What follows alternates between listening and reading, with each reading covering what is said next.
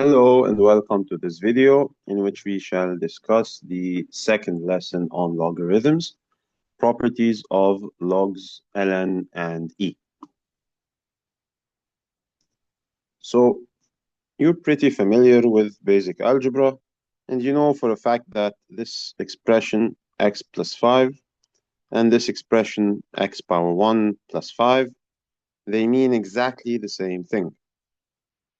We are commonly we commonly resort to using the above expression. We do not normally write x to the power of 1. We just understand that x means x to the power of 1. Another similar instance is with square roots. So if you have a cube root of something first, you have to write this 3 here to denote cube root. But you've never seen before anybody saying, I'm going to write the square root of 2 and I'm going to put an index of 2 here like this, or a square root of 5 with an index of 2 here, even though technically we should. However, it is just mathematical convention that we don't really write this 2, and we just write root 5 like this, and we understand that this means the square root of 5. So with logarithms, we have a similar convention, which is if we have a log without a base, so log 5, for example, like this, we understand that this is immediately exactly the same as log 5 base 10. So a log without a base is similar to a log base 10. They mean exactly the same thing. So this is why we say that log base 10x is often written as log x. And from this concept, we reach the important concept that 10 to the power of log x, which could be written as 10 to the power of log base 10x, ultimately has to give us x. And the reason is, if we have a base and a log with the same base, they cancel out. So we get x as a final answer. Now, you don't have to do the middle step every time. You can just understand that 10 to the power of log x equals x, because 10 cancels out the log if it does not have a base. Of course, if we had a base 5 here, for example, this would not work. This cancellation would not work. It is because there is no base, or equivalently a base of 10, that this cancellation works. Let's go back to another prior knowledge concept, which is the symbol pi. And we know that pi is associated with circles. You probably studied at an earlier stage the circumference of a circle or the area of a circle. And you know that pi represents a ratio between the area and the circumference of a circle, and that it is equivalent to 3.14 and other decimal numbers. So we are going to study a similar symbol, which is the letter E. And the letter E is equal to 2.73 decimals. And just like you have a button on the calculator for pi, you also have a button on your calculator for the letter E. Now, this letter is special. It has a lot of applications in biology. It is used to study population growth, in bacteria, and so on, and even human population growth. So this letter is of great significance in science. And we have another mathematical convention, which is if we have a log to the base of E, we write it as ln the number. So ln is the same as log base E. Now, ln is what we call a natural logarithm. It is just a shortcut or a special symbol used to denote log base E. And obviously, you can never have a base here. You can never have ln 5 base 2, for example. Because then if you replace this with log base E, you have two bases, which does not make sense at all. So the ln never has a base. It automatically has or is equivalent to log base E, so it never has a base. So whenever you see ln5, for example, or ln6, you should understand that it is log base e of the same number. And this leads us to another convention. If we have e to the power of ln x, we can rewrite it as e to the power of log base e x, and these cancel out, and we end up with x. And like I said before, you don't have to do the middle step. You can just understand that e and ln will always cancel out. So some quick examples on this. If we have 10 to the power of log 2z power 3, we can either convert it, like I did here, to log base 10 and then cancel out, or you can just automatically cancel the 10 with the log and you get a final answer of 2z power 3. Similarly, in the second example, e power ln 8 can be converted e power log base e 8, which gives us 8, or you can just cancel out e and ln and write 8 as a final answer. These are just two special cases of logarithms where we use certain symbols to mean certain things, just like we said with x power 1 and x. Let's do a quick review before we move on. So express the given expression without logs in simplest form. Assume all variables represent positive values. We have a 5 here in the log base 5, so we can just cancel these out. And we end up with a final answer of 3y power 3. Write the logarithmic equation as an exponential equation. So a logarithmic equation obviously has log. An exponential equation has something to the power of something. So how can we rewrite this equation? Bear in mind, we're not solving the equation. We're just expressing the equation in a different way. So how can we do that? We said that the base of the log is cancelled by putting the same number as a base to both sides. So 4 power left equals 4 power right. Now, these cancel out again, and we end up with 64 equals 4 to the power of 3. There is nothing further to do because we're not solving the equation. We're just writing the equation in a different form, which is an exponential form. Let's try another example. We have log base 2, 512 equals 9. By taking 2 as a base to both sides and canceling these out, we can rewrite this equation as 512 equals 2 to the power of 9. And again, this would be our final answer.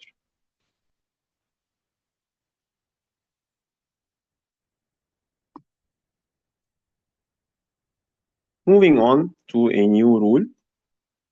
The logarithm of an exponent is the multiple of the logarithm. So in simpler terms, we say that the log has this ability to kick out the power of the element inside it. So the r can just go outside and be positioned before the log on the left of the log like this, and we end up with r log x base a. Now, this applies whether you're dealing with a log that has a base or whether you're dealing with a log without a base. So there is a simplified version of this rule, which is log x power r equals r log x. And you can see that there are two examples here where one is without a base. Log 6 power 3 is 3 log 6. Log 5 power 3 base 4. Again, the 3 just goes outside, and the base is just the same. So you just have log base 4, 5, and the 3 goes before the log, so it becomes 3 log 5 base 4.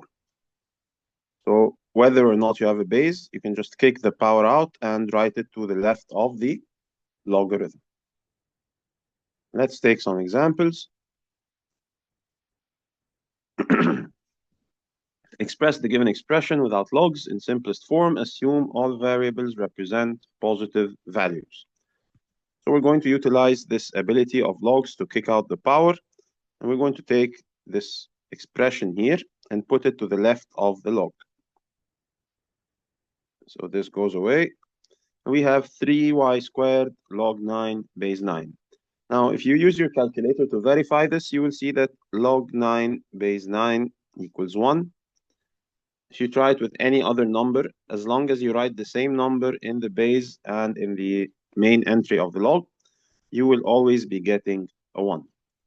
So log x base x equals 1, regardless what the value of x is.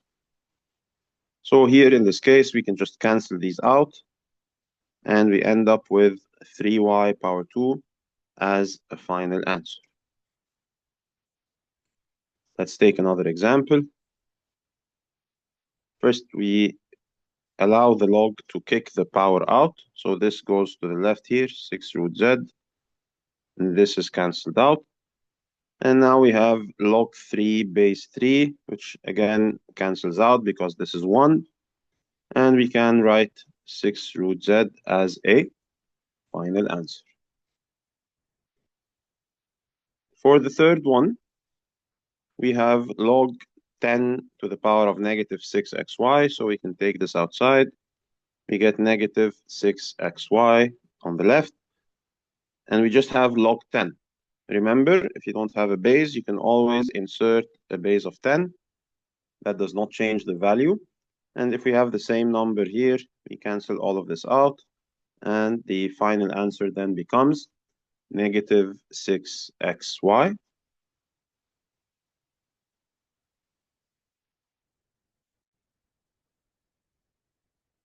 And the final concept that we will be discussing in this video is the concept of logarithmic and exponential graphs. So first of all, I would like you to observe that the two graphs have some sort of symmetry. So you can see that this green graph is the exponential graph, and this red graph here is the logarithmic graph. And you can see that they are sort of the mirror image of each other, where the mirror is this blue line here. It's a dashed line, and the equation of this line is y equals x. So whenever you have two graphs that are reflections of each other on the line y equals x, this means that they are the inverse functions of each other.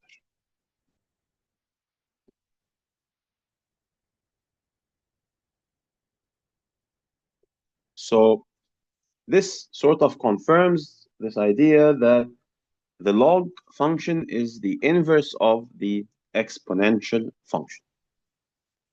Some interesting properties of both graphs include the following.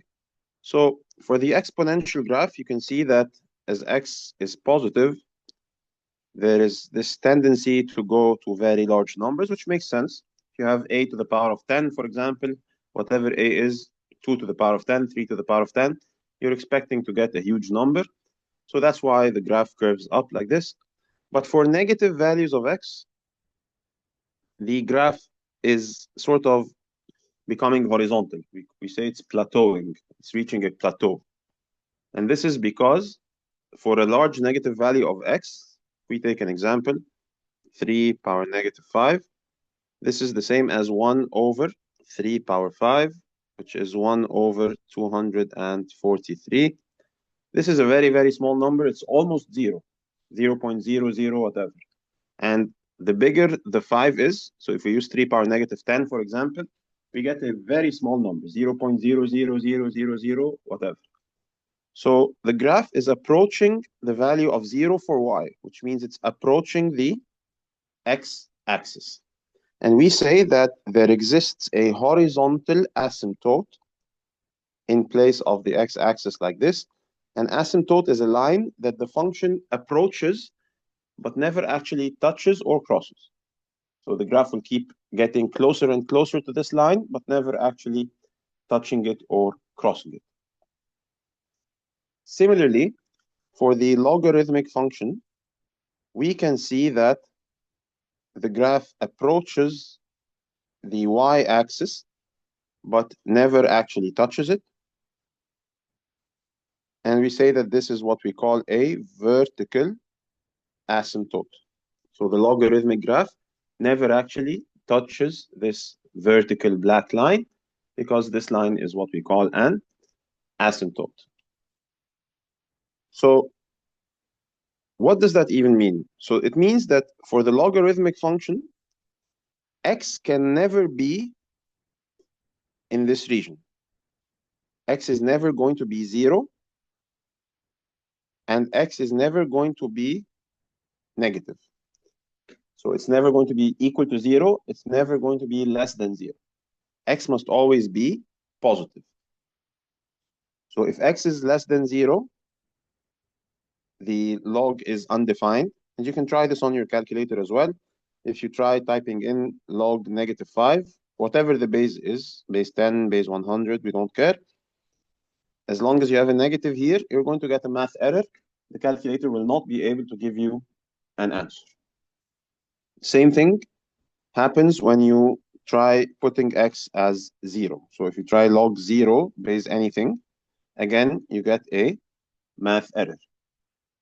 Now we notice that between 0 and 1, if we put x as anything between 0 and 1, the value of y, the solution, will be negative.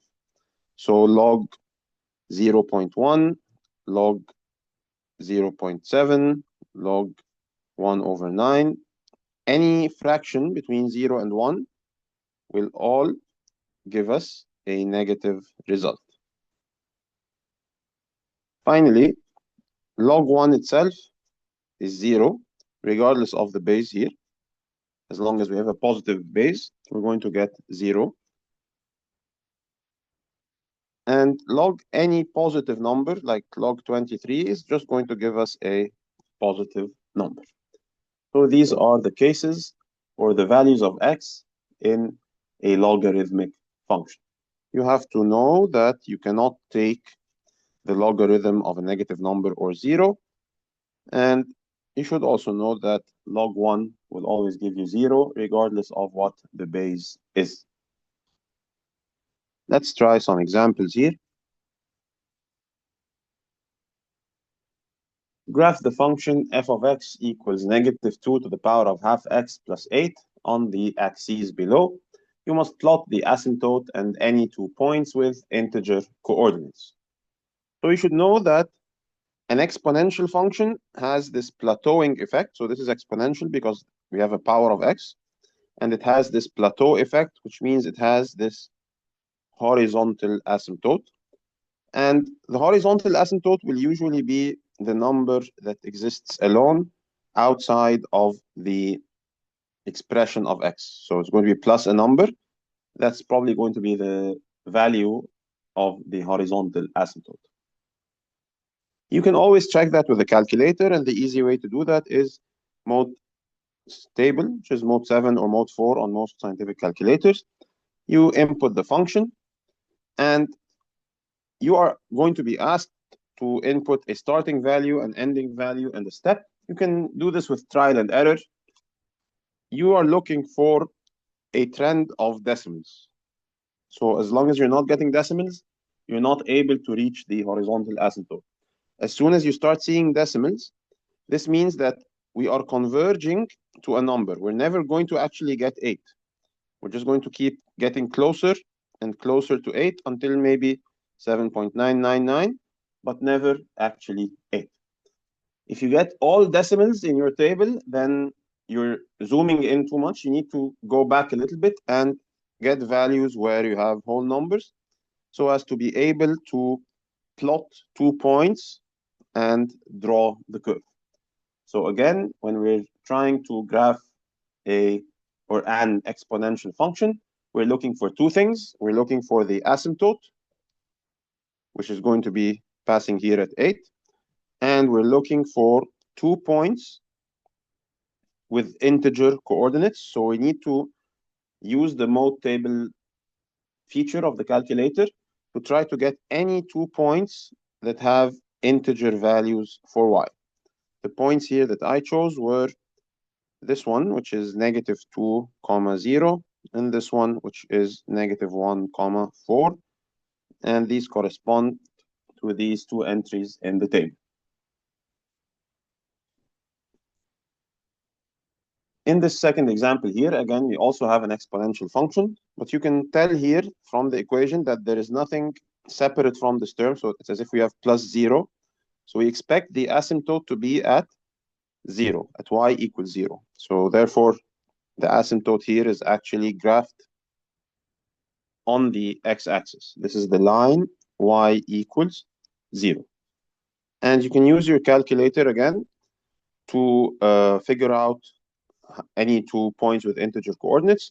I used the start of negative 10 and then end of negative 5 because I figured out that since the power here is x plus 7, and the curve is going to plateau for negative powers. So you want this value, x plus 7, to be a negative. So x plus 7 is less than 0. Take the 7 to the other side, you get negative 7. If you don't like this, you can always do trial and error. However, this is smarter and faster to accomplish. So we are looking for values of x that are less than negative 7. So this is why I started at negative 10 and I ended at 5.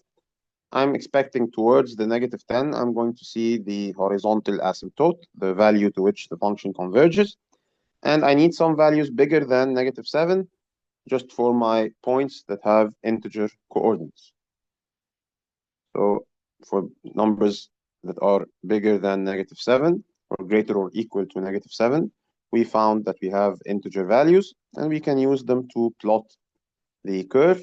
I used here negative 7 and 2, as well as negative 6 and 6. Now, for the logarithmic functions, these are also manageable, easy to draw. We know that the log does not accept 0 or negative. So whatever is inside this bracket has to be more than 0. So negative x plus 2 has to be more than 0, which means that if we take the x to the other side, we get 2 greater than x, which means that x has to be smaller than 2. So it would be pointless to try to find values that are bigger than 2. You will get math error or infinity or whatever for any value greater than or equal to 2. So I would typically have my ending at 2, so that I look for values that are smaller than 2. Now, maybe keep increasing and decreasing your starting value until you reach a table that has more than one integer solution. So here I have the 3 and the 1. I can use these 2 points to graph. And of course, at 2, this is where we have the vertical asymptote. Right there, it cuts the x-axis at 2. And we have our 2 points, and we draw a curve through them like that. And that concludes our graph. One final example for logarithms. We have here 2 log base 3x plus 1. Again, we said that the expression inside has to be greater than 0. Here it's just x, so x is just greater than 0.